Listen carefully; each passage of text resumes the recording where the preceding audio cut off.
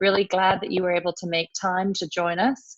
And we really hope that you can see the slides and hear all of our panelists. So this is the first ever webinar of the IAS Differentiated Service Delivery Initiative, and we're hoping that this is going to be the first of a series of dynamic webinars that we put on, and just really happy to have you. So if you have any feedback while this is going on or afterwards, please feel free to email us at dsd@iasociety.org.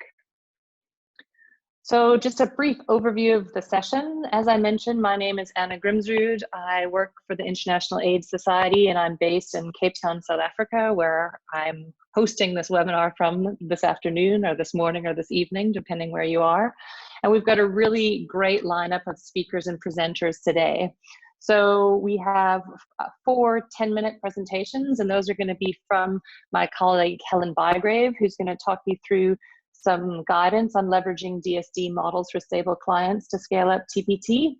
Then we're going to hear from a colleague of ours in Zambia, from Siders Mpande, who's a technical advisor with that group, and she's going to share some results of a joint project with them and the Ministry of Health around the integration of TPT into individual facility fast-track models.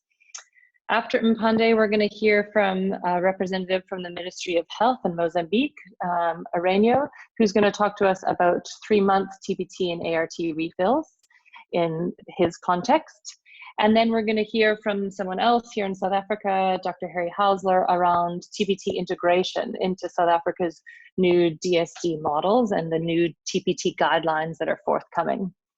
After those 4 presentations, and I'm going to be fairly strict on time, presenters, so just note that, we're going to ask Dr. Vindi Singh from the WHO to share some reflections and also update all of you on some recent guidelines and publications out of Geneva that are relevant. And then finally, we're going to try and do some moderated question and answers. So just some quick housekeeping rules for all of you today. So this webinar is being recorded, and we will have the link to share with you once the webinar is complete so that you can get your colleagues to listen in. And of course, we hope that maybe you'll want to listen again and revisit the content, and we can also circulate slides to those of you who are interested. On this webinar functionality on Zoom, you've got both a chat window and a Q&A window. We are very happy for you to be asking questions as we go today in that Q&A window. So that'll give some of our panelists some time to prepare their responses as we get to the Q&A session at the end. So please feel free to use that throughout. And then in terms of the chat window, we would like to recommend that you use that if you have any other issues. So if you can't hear, or if you have something that you'd like us to know, please put that in the chat window. For the presenters, please obviously mute your microphones if you're not speaking. I will make sure to ask you to unmute yourself when you speak, and I'll be advancing the slides. But just as a general courtesy, please stay muted. And again, as I mentioned, we're going to be fairly strict on time today because we know that many of the attendees who are calling in are going to have questions for you. So without further ado, I'm going to mute myself and hand over to Helen, who is going to be the first presenter today. Thank you very much. Thanks, Anna. Pleasure to present this afternoon, and welcome everybody to the webinar.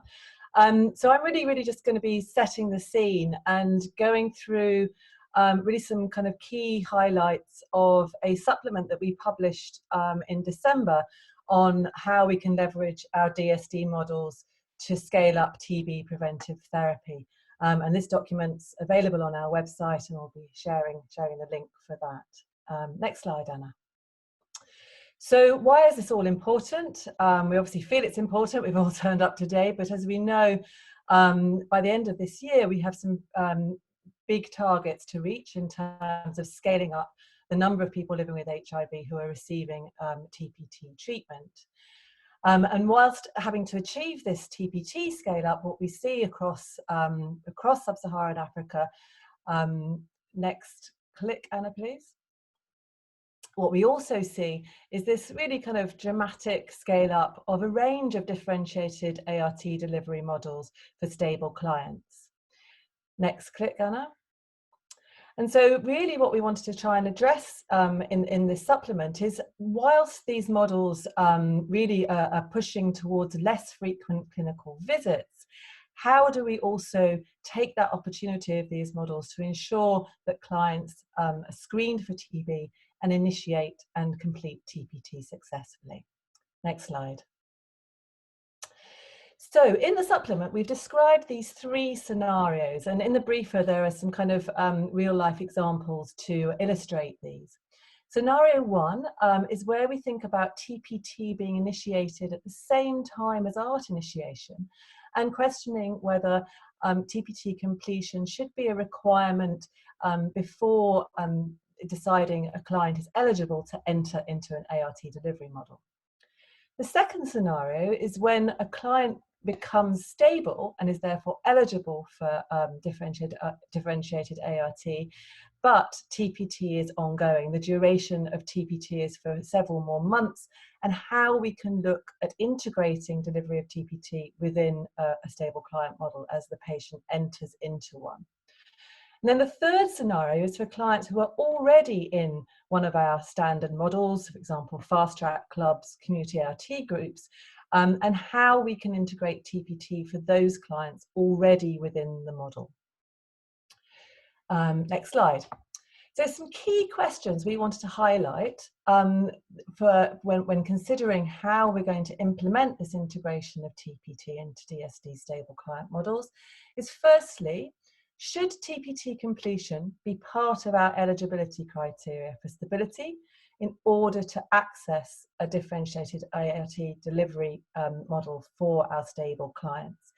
In many settings, this isn't currently one of our eligibility criteria, and we really just want to put that question out there, whether for those patients, particularly where TPT is started at ART initiation, should this be a criteria for entering our models?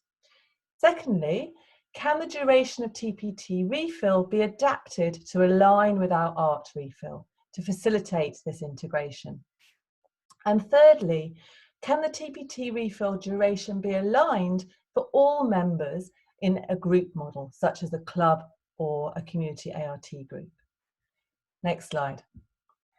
So for those of you kind of familiar with the principles of differentiated service delivery, in all the kind of literature we've developed at IAS, we describe the 4 building blocks of when services are provided, where are they provided, who, in terms of which healthcare cadre is providing the service, and then the package of care. And in the context of provision of TPT, we've tried to describe those 4 building blocks for 4 components of care: how the screening for TB is done, how initiation of TPT is performed, how the TPT refill is provided, and finally, how completion of TPT treatment is documented and completed. Next slide. And really, we just wanted to flag, and we're going to hear from our next speakers around how models have been adapted, but I think we really wanted to flag the when building block. And to emphasize again that question of, where possible, can the duration of our TPT refill be aligned with the duration of ART? And secondly, next slide, Anna. As I've said, is there an opportunity in group models to align group members to receive TPT together through doing a group screening, and how this may support both adherence and successful completion of TPT within a group model? Next slide. And this is just an example. We're going to hear about this in much more detail later, of how we've used those building blocks to describe how TPT is delivered in an adherence club, describing for each of those components: screening, initiation, TPT refill, and completion, the when, where, who, and what. And we'll hear more detail of this with the later speakers. Next slide. So key takeaways from which are kind of highlighted in our supplement Differentiated ART delivery models for stable ART clients can be leveraged to improve TPT coverage. TPT can be continued or started for clients enrolled in both facility and community differentiated ART models. Thirdly, we need to really invest in treatment literacy around both TB symptoms and the side effects of TPT in order to enable less frequent clinical visits and align with our ART refills. We should be aligning TPT refills and ART to try and support adherence and limit facility visits. And all these activities, screening, delivery of refills, follow-up, may be provided through task sharing, and we need to look at the opportunities to do that. Next slide. We just wanted to highlight this because obviously in the context of COVID-19, which we're all very much faced with at the moment, in a way, what we're talking about today could become even more relevant. At the minute, there's no direct evidence people living with HIV will be at higher risk of COVID-19 infection or severe disease, but clearly the prevention of co-infections and prevention of TB can be seen as even greater priority in this context. PEPFAR has issued some guidance on this and say that those already on TPT should ensure that they have the remaining doses to complete the course of treatment. We should, where we can, move to side effect monitoring that can be done remotely, and we're going to hear an excellent example of this shortly from Zambia. And that where we have DSD models in place, they could still be utilised for community distribution of TPT and supporting adherence, but we need to look at the issue of social distancing in our guidance. Thank you very much. Thanks very much, Helen. So as mentioned at the top of the webinar, please feel free to put questions and answers into the question and answer part of this Zoom webinar functionality. So turning now over to Mpande in Zambia. I will go ahead and unmute yourself, and please let me know when you'd like me to advance your slides. Right, thank you, Anna. Thank you, everybody, for joining the call. So I'd just like to mention that I'm presenting this on behalf of the National DSD Task Force here in Zambia. Next slide, Anna, please. So what does differentiated ART delivery and TPT look like in Zambia? So in 2018, the Zambia began scaling up DSD for all people living with HIV, and for stable patients to receive either 3 months or even up to 6 months ART refills. And we have quite a number of approved facility and community differentiated ART models. Amongst this is the Fast Track, Health Post, UAGs, CAGs, etc. Next slide, please. So in 2018, we revised the national guidelines around TPT for stable patients, in that all those that were stable would actually be provided with TPT. And the schedule for this is that they should come to the facility at 2 weeks, 2 and 3 months. And this would be repeated every 3 years after completion. So what we noticed is that the concern really was this unsynchronized appointment schedules would disrupt and threaten the patient-centered approach that Zambia was so much trying to roll out. Next slide, please. Next slide, yes.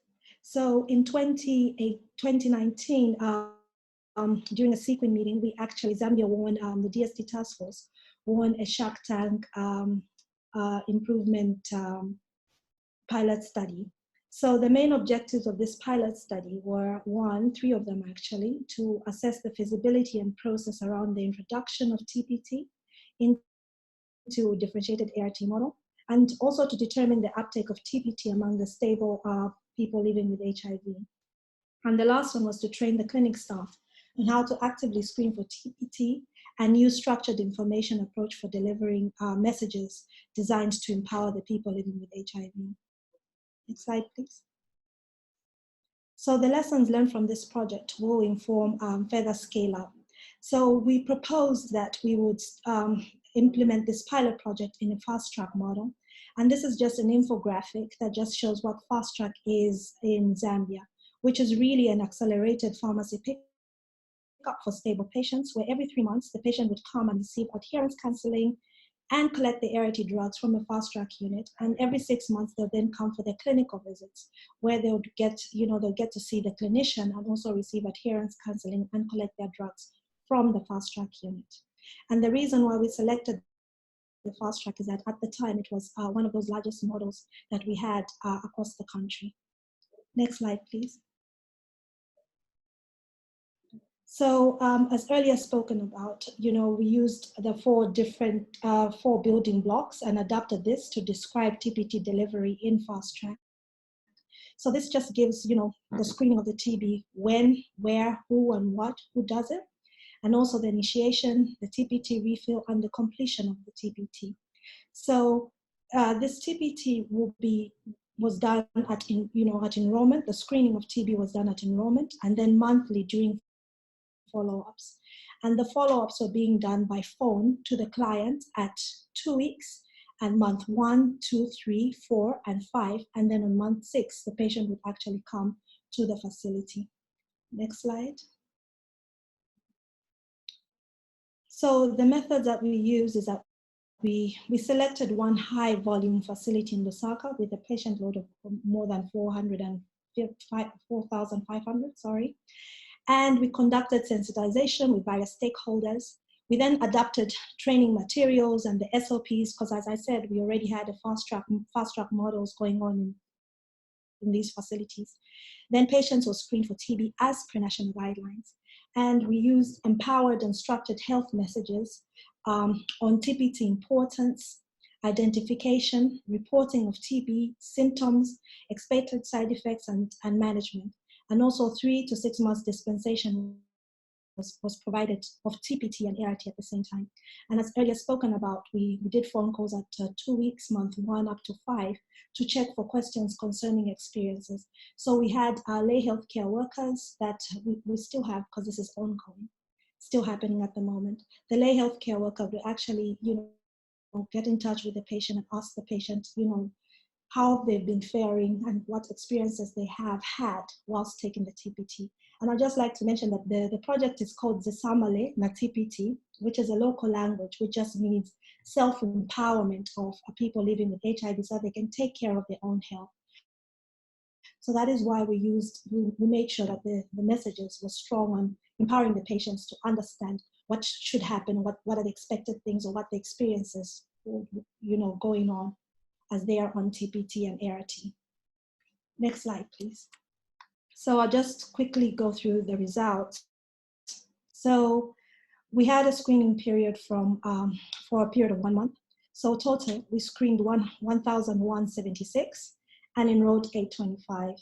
And the reasons for those that we didn't enroll, the 351, is that, because we had to follow up via phone, the majority of these did not have a phone, which was about 152.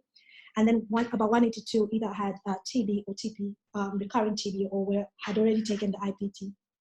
Next slide, please. Next slide. Sorry. So this slide just shows the follow-up outcomes. So currently we just started our 6 months follow-up, and some were just finishing our 5 months follow-up. But what you could see from this slide is that for all successful follow-ups, on average, about 92% had no complaints. And by the 4-month follow-up, we still had 95% of our patients remained, those that were still taking TPT and the ART. And we managed to reach about 95% of our patients by phone. Next slide, please. So the conclusion is that treatment literacy should be ongoing. This is something that is very important, is that in the first month, some patients, we couldn't reach them. And when we did, they were not, the first interaction that you have, you might think that you've probably given all the information, but it's something that, when you go and you get in touch with the patients on every interaction, it's something that needs to be iterated. And also, strong civil society involvement is necessary to build trust, to build and establish trust with communities. So for some patients, we're unable to reach by phone, but then we actually had people that knew them around, so we actually had to do some physical follow-ups. And what is critical is that phone usage is very important important for this program's effectiveness and sustainability. But what we are showing is that this integrated multi-month scripting and dispensation, with TPT model offers a promising public health strategy to improve TB control and treatment among ART patients at scale. Next slide. So we are currently, as I mentioned earlier, we're currently just beginning the 6 months follow-up, and we're also planning to conduct qualitative methods to determine the acceptability, appropriateness, and the feasibility of introducing TPT 3 to 6 months dispensation in these models. So we'll conduct focus group discussions with some of the patients, those that actually continue taking the TPT, just to ask why, what the experiences were and why did they stay on TPT, and those that actually stopped. Others, we have seen that some others actually stopped taking the TPT, not that they had experienced side effects, but they just decided to stop. But we'd also like to understand why, and we'll also do some in-depth interviews with the policymakers, just their thoughts of incorporating TPT delivery in DSD. Next slide. So as I end my presentation, I'd just like to thank everybody for listening and also for being given this opportunity, and also acknowledgements for the Zambian Ministry of Health, the DSD task force, the facility staff, of course, and the patients, and the Bill and Melinda Gates, and lastly, Sequin Network. Thank you. Thank you very much, Mpande, and I just want to thank you for stepping up on behalf of all of your Zambian colleagues, and also give a shout out to the colleagues of yours who are attending today, both your colleagues in the Ministry of Health and your other CIDRS colleagues, as well as Sequin colleagues. So thank you very much. Before moving to the next presentation, I just want to again highlight some great questions coming up, both in the Q&A and the chat. And so I just want to kind of call out both Chris and Sheila and ask you if you would be able to kind of copy and paste your questions from the chat to the Q&A, so that some of the panelists can possibly start engaging and answering those questions while others are presenting. That's something we're not able to do as panelists, is ask questions actually. That would be great, otherwise we'll come up with another plan. So without further ado, turning over to Aurelio now in Mozambique. You can go ahead and unmute yourself. Thanks very much. Thank you, Anna. I'm going to present the three-monthly TPT and the ART refills, what we are trying to do here in Mozambique. Next slide, please. So, as with the previous presentation, we have been scaling up the DSD models for a number of years now, and we need to ensure that all our PLHIV have TPT. We historically have a low coverage of TPT, so that's why we are aiming to improve the TPT coverage and completion through DSD models. We are trying to see if with the new models we are able to get higher rates of TPT coverage and completion. Next slide, please. Okay. WHO recommends a comprehensive package with different regimens for TPT according to the country context. So we in Mozambique, we have a high incidence of TB, and we use the INH monotherapy for 6 months. So far we have been using INH, and on the upcoming months, maybe 2 to 3 months, we will also start implementing HP in one province as like a pilot. Next slide, please. So we are going to start the TPT in DSD models with INH. What are the eligibility criteria? First of all, you need to be a PLHIV. You need to be in a 3MMD or in a CAG. You have to be a new patient in 3MMD or a patient already in a DSD for ART. And the most important thing of all, the patient must have TB signs and symptoms. Next slide, please. The building blocks of TPT integration in the DSD models. For the screening for TB, we do it at the clinical consultation on the first, on the month 0, and then 3 months later, where we do it at the health facility on the clinical consultation room. Who does it? The clinician. When I talk about the clinician, I'm talking about the doctor, a nurse, a clinical technician. I'm talking about these 3 cadres. And what does this clinician do? What he does? He does a verbal TB screen and TB tests according to our local TB diagnostic algorithm. For the initiation of TPT, it's on the first month or on day 0. It depends on the eligibility criteria at the clinical consultation on the health facility by action. And what we do is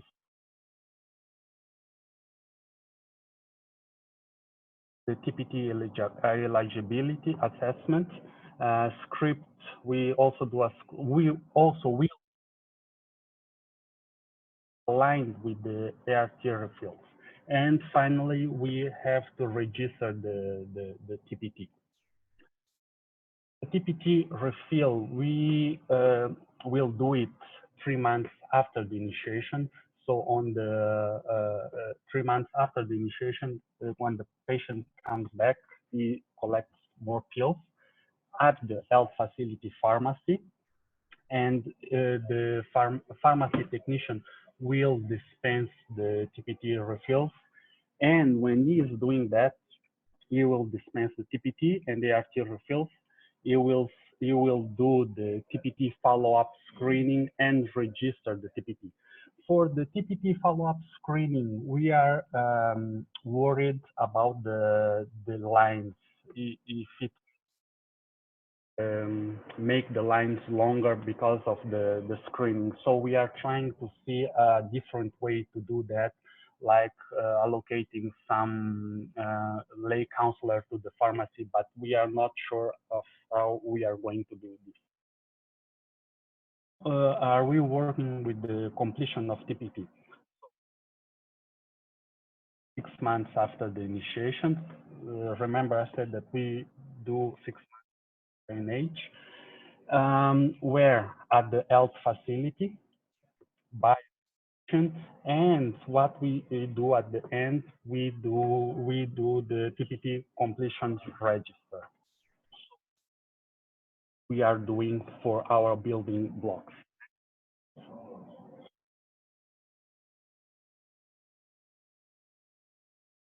Preparations.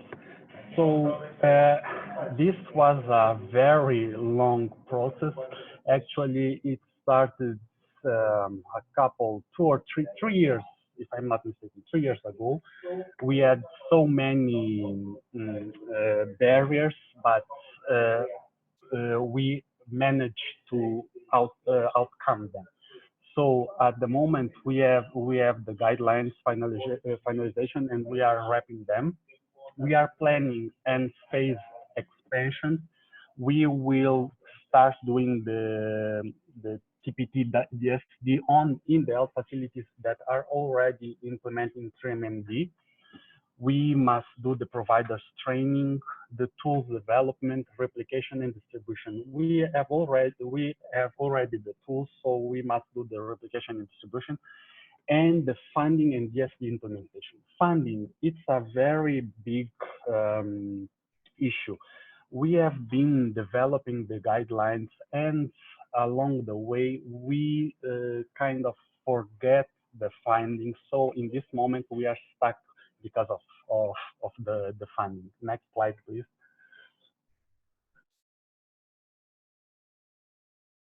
talk again in the fund about the funding in the next slide. But what are the early lessons and challenges that we have faced? INH stocks and quantification. When we looked at the stocks for this DSD implementation, we stocks. So we had to limit the number of health facilities that were going to start implementing. But luckily, we have managed to outcome the issue with the stock. So that the reporting tools that we had before will not be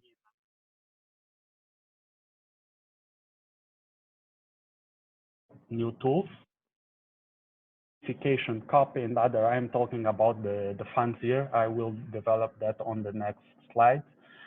So at the time when we started our discussions, we only talked about INH. We didn't think about the 3HP, 1HP. So at the present, we will only work with, but with time we will have to revise the document to see if it or 1HP, depending on we are implementing.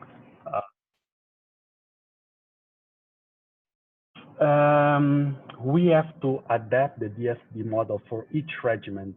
So far, we are only 3MMD and for the kegs, but we have to adapt it to all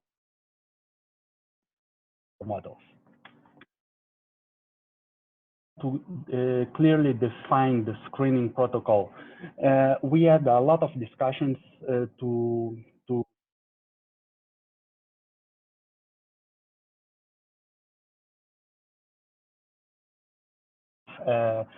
health lay workers on the community. We didn't choose that path. We are choosing the path to empower the recipients of care. That's what we are doing. On TPT is an important barrier to overcome. We are also the TPT literacy. Next slide, please.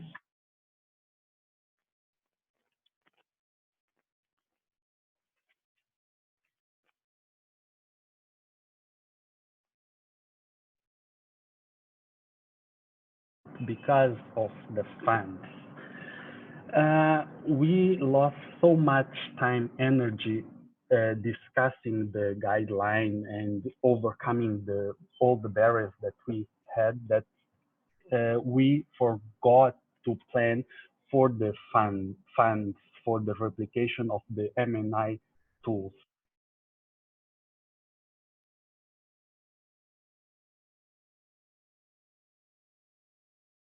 The MNE tool so that we can start implementing the model.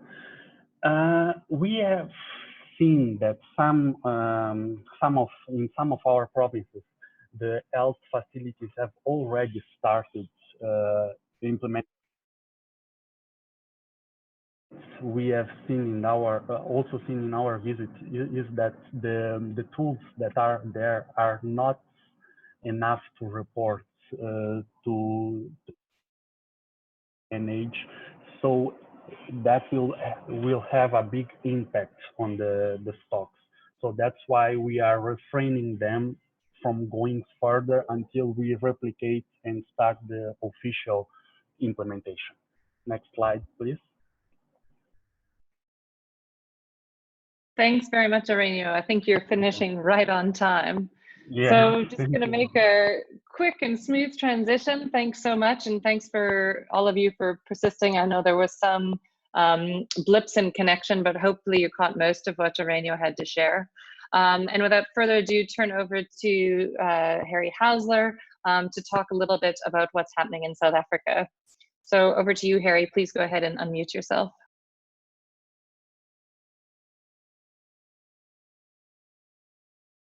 Thanks so much. Good afternoon, everyone. My name is Harry Housekeeping,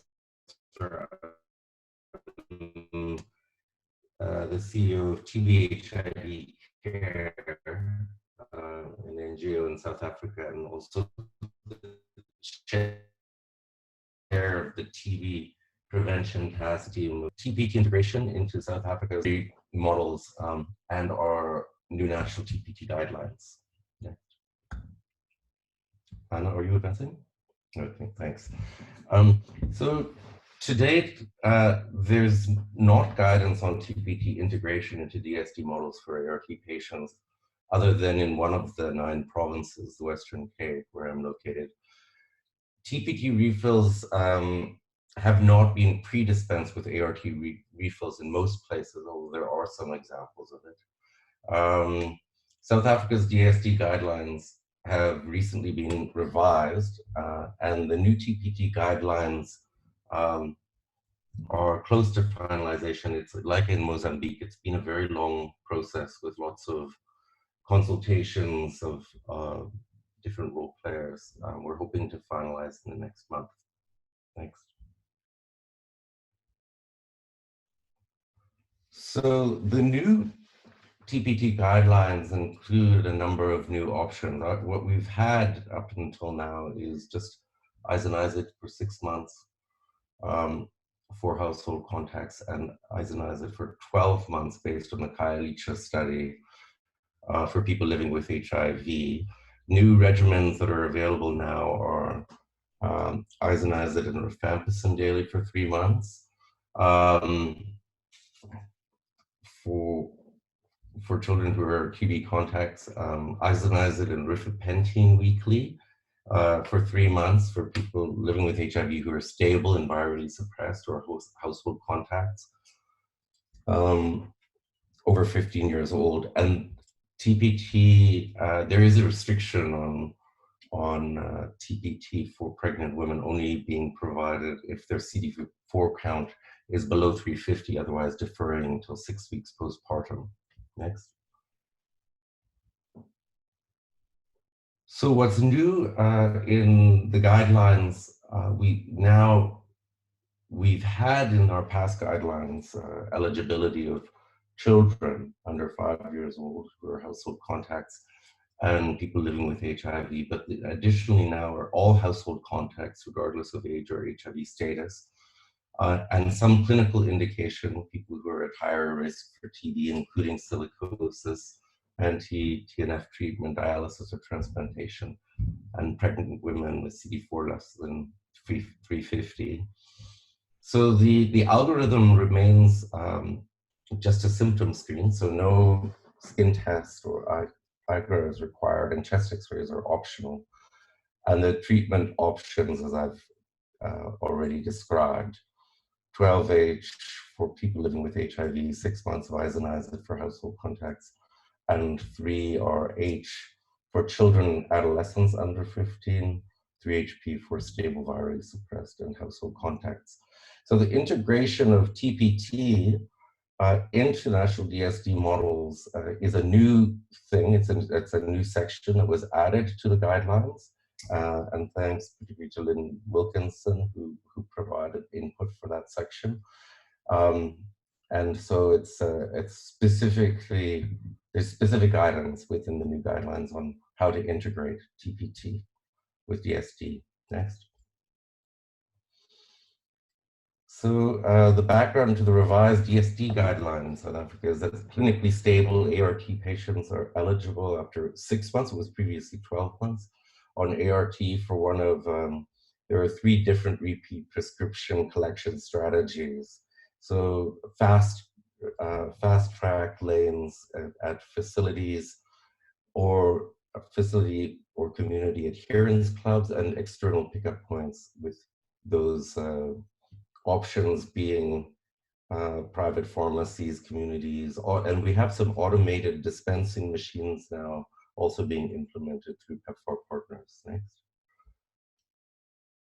So integration of TPT, there's a differentiation between completion of TPT prior to or during enrollment or in DSD versus TPT initiation and completion within the DSD model. Next. So completion prior to or during enrollment, where a patient has started TPT at ART start, and the treatment course is less than 3 months, as with 3HP, TPT should be completed prior to enrollment. But where patients are on longer TPT regimens or started after ART start, 3 months of TPT should be completed before enrollment, and then thereafter, for patients also clinically stable, they can be enrolled and TPT refills be aligned with the ART refills and provided at the same point. We've done the University of Stellenbosch in a commissioned piece of work for the TB prevention task team looked specifically at barriers to adherence. And one of the barriers was if TPT wasn't integrated into the refill strategy for ART. So I think this is going to really assist if we integrate. Next. And then TPT initiation and completion within the DSD model. So all ART patients already enrolled should be supported to complete TPT, assessed at their annual comprehensive clinical consultation for eligibility and start, and scripted for 6 months of TPT with ART, and then collect the same length TPT refill with ART from the same service provider. So making it friendly as possible. And thereafter, patients will be providers and referred back should any side effects or ill health be identified. Next. So the guidelines place an emphasis on treatment literacy. It's so crucial for patients to understand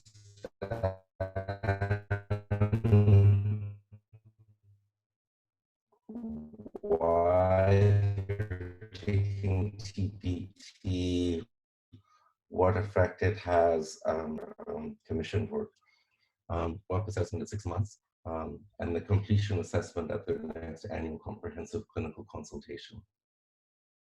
Next. Here we see the building blocks of when, where, who, what for screening, initiation, follow-up, refills, and completion. I think the slides are going to be circulated so people can review them in more detail. Next. So the transition to TLD, we actually are having shortages of the tenofovir efavirenz regimens, the TEE regimens. And so there's a real push now to transition to the dolutegravir regimen with, for TLD. So patients who are eligible and opting for switching, the TPT eligibility should be assessed at the switch. They're already virally suppressed. And for TPT eligible patients, 12 months can be scripted and aligned with RPCs with the review dates.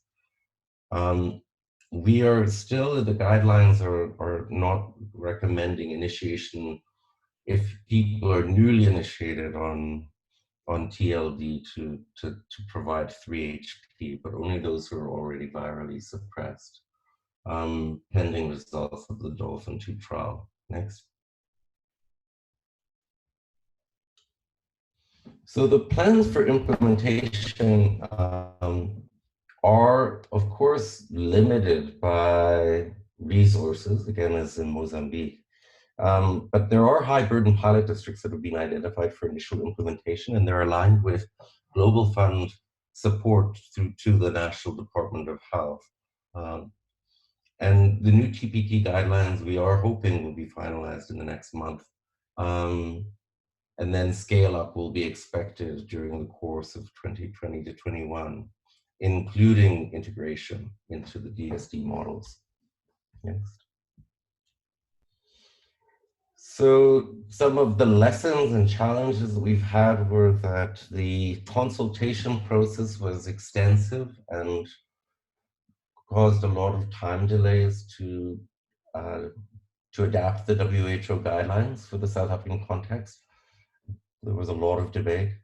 So there's a delay in finalization of the guidelines, and we definitely need accompanying standard operating procedures. In South Africa, TLD rollout was definitely prioritized over TPT. And the high price of rifapentine, even at the reduced cost that was announced at the Union Conference in Hyderabad, has delayed implementation. And the supplier, in fact, isn't able to produce enough for us to do a very wide rollout of 3HP in South Africa. The other concern is that the current formulations of 3HP have a high pill burden with, I think, 9 or 10 tablets, because there's no co-formulation or fixed dose formulation of 3HP available currently. And we really do need treatment literacy to be scaled up as well. Next. So the next steps are that the guidelines still need to be approved by our Essential Medicines List Committee and the National Health Council, which is all of the ministers, the provincial ministers of health and heads of health, because ultimately it's going to be coming out of their budgets if it's not donor supported. Intensive training of clinicians and treatment literacy and integration into the DSD models with clear SOPs, national clinical monitoring and evaluation is going to be quite important. So we already have TB preventive therapy with 12 months of INH integrated into the electronic HIV register. But there's no module for TPT within the TB register for household contacts. So there's work to be done. It has been, initial discussions have been held with the developers of the electronic TB and HIV registers. And it definitely will be possible to include the new regimens and different durations of treatment of preventive therapy. But we definitely need price reductions, and there has to be civil society advocacy for further price reductions and fixed dose combinations to facilitate further rollout. Next, please. So finally, my time over the last, and I think many people involved in delivering health services, has been consumed by the COVID pandemic. I think that the COVID pandemic does definitely create many new challenges for all of us. But this is World TB Day, and I think there are opportunities that will come from this to really strengthen infection prevention and control, to decant and decongest health facilities, to promote social distancing and make it easy for people to access the treatment. So decanting, the CDC PEPFAR guidance is 85% of eligible patients must be decanted to external pickup points. TLD, newly initiated patients should start on the TLD regimen, and we should rapidly transition from TEE. And the total remaining on antiretroviral treatment is critical. So if clients begin missing appointments, we need to recall them, get them back into some form of care, but preferably a decentralized form of care. And TPT should definitely be initiated with ART in the absence of TB symptoms. I think that's it, and I would like to acknowledge and thank all of the members of the TB Prevention Task Team, and also Anna and the International AIDS Society for giving me the opportunity to present, and also to provide feedback on the slides prior to my presentation. Thanks very much. Thanks so much, Harry. Really, really appreciate it, and appreciate making time in the busy schedule that everyone has at the moment. So last but not least, I'm going to turn over to Dr. Vindi Singh from WHO for some reflections, and thank the 69 of 87 of you who voted on my poll that's in progress. and also just to openly encourage all the panelists to please do your best in answering some of the Q&A questions that are up so that everyone has access to the answers in case we don't get a chance to answer them all over audio. So thanks very much, Bindi. Thank you for the opportunity to join this session. I am Bindi Singh, the TB/HIV lead in the HIV, hepatitis, and STIs program at WHO in Geneva. And I have been leading on TPT and people with HIV in our department as well. We are working very closely, of course, with the TB department, which has just issued guidelines that I'd like to point you to today on World TB Day on LTBI, updating both normative guidance as well as operational guidance for TPT.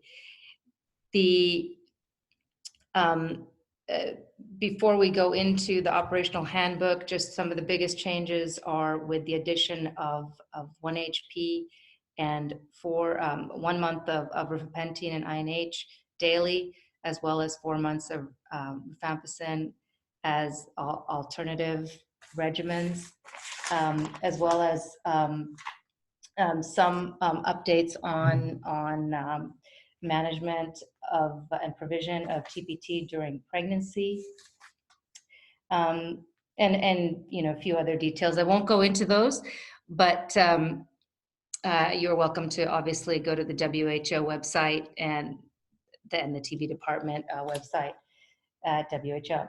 The guidelines and the operational guidance have given attention to the management of TB and provision of TB preventive treatment within differentiated service delivery models. Next slide, Anna. And essentially pulling, advising that TPT should be integrated into DSD models, and people in DSD models to not be denied the benefits of TPT, and schedule visits so that ARVs and TPT drugs can be given at the same time. Next slide. Key elements of integrating TPT services into DSD models for ART have been sort of graphically represented, as you can see here. And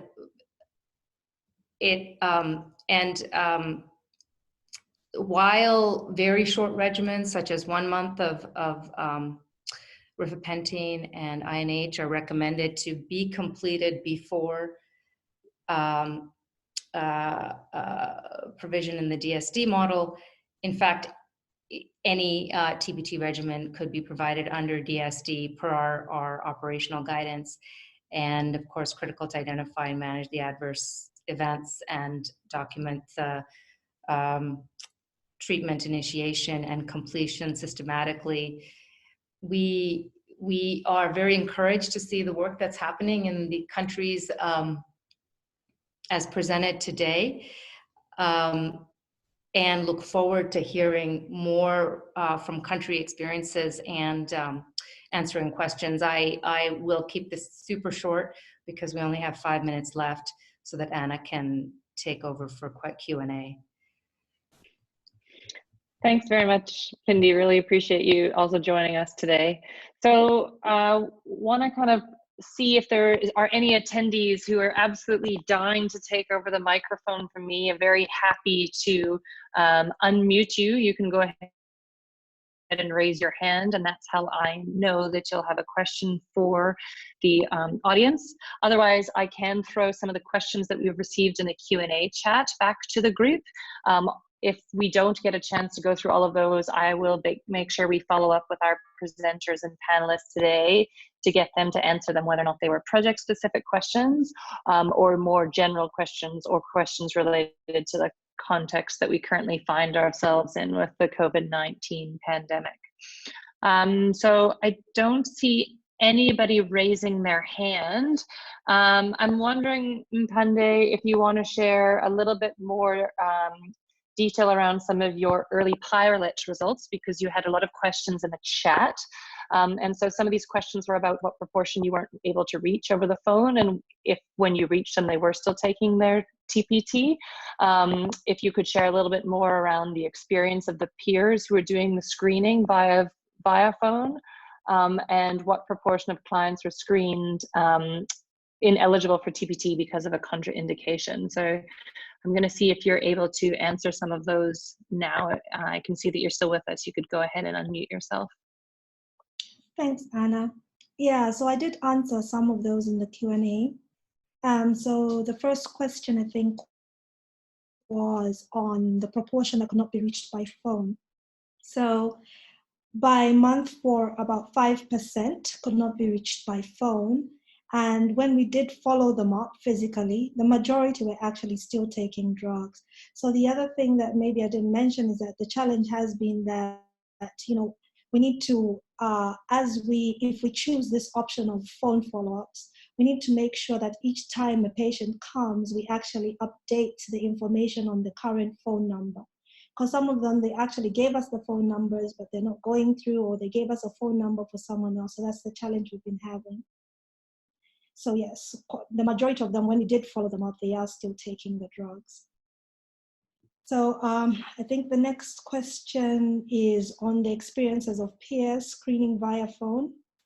So I think I've spoken a little bit about that, is that we had quite a number of unsuccessful follow-ups, especially when you look at the data that I just showed, is that the first month, we actually had to go physically and maybe go to those patients and actually just update the phone and get the, you know, the correct number that they want to be reached on. This is why one of our recommendations as conclusion is that, you know, sensitization and talking to the patients should be ongoing, because the initial interaction, you know, much as we thought that it was sufficient, might not have been sufficient, or patients just wanted to, you know, accept quickly that they want to be on this, receive the 6 months and not understanding the implications. So they could have, you know, gave us, you know, a number of a husband or a spouse or something like that. So that's the main experience that the peers have been having, is that sometimes the phones that are provided are not going through. But other than that, when they, you know, over time, as they speak to these patients, they have created a rapport and, you know, sort of a relationship. They actually know, because when they end the conversation, like, oh, we'll talk again next month, okay. So they know when they actually make the call, when the patient, you know, the consequent calls, the patient answers, they say, oh no, I'm okay, everything is fine. And they don't have to go through the whole script, but just to make sure they reinforce some of the messages. So it's been quite a good experience over time with the peers using the phone as a follow-up tool to those patients that are on TPT. Great, thank you very much. And then maybe just to the other panelists, while you're all still on the line here, if any of you wanted to put in some closing words, or maybe a key takeaway, given that today is World TB Day, and given that we are all working both now, not just on HIV and TB, but also on the COVID-19 pandemic response. Any other kind of key takeaways that you'd like to leave the attendees with? I will put Helen on the spot first and go in order of presenters.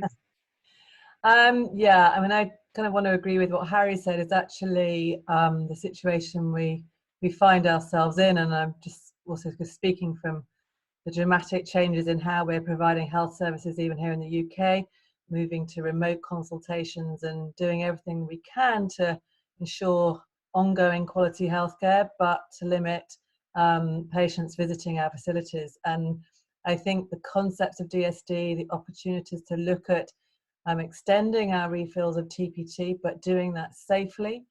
I think the situation we find ourselves in really could accelerate how we potentially say use the experiences of the models that my colleagues here have shared to actually scale up TPT and hopefully improve access to what I think is a really essential intervention in the context of another respiratory infection that's going to be hitting our patients in the coming weeks, unfortunately. Thanks very much, Aurelio. Any closing words?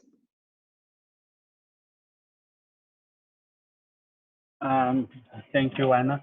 So in the upcoming months, we will effectively start implementation, and then we will be able to answer some of the questions with a more clear perspective. So until then. Thanks very much, Aurelio. And both to you and to others on the call, I see that some of you are starting to do various things, some in response to COVID-19, some because they've been projects in the pipeline. So please do keep us posted on how things are going so that we can share your experiences and possibly organize a follow-up. Harry, any last comments from you?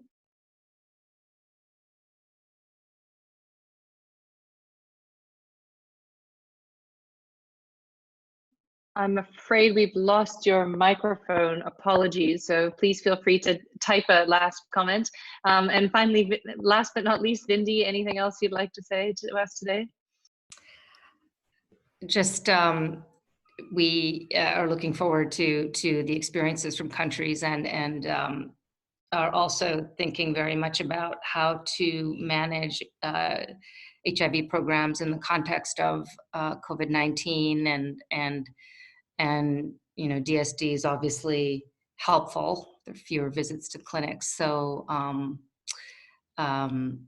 this is it's great to see the experience from countries in providing TPT in this context as well.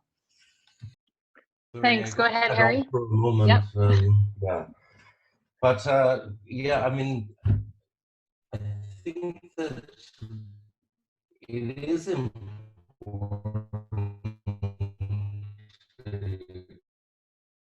to recognize that TB is still the major in the world, and that we need to ensure for our health service delivery staff that people, when they're screening people is symptomatic, that they have proper personal protective equipment. One of the things that's been a little bit concerning is that we know that just surgical masks or medical masks are effective to prevent or to protect healthcare workers from COVID-19, but not to protect them from TB.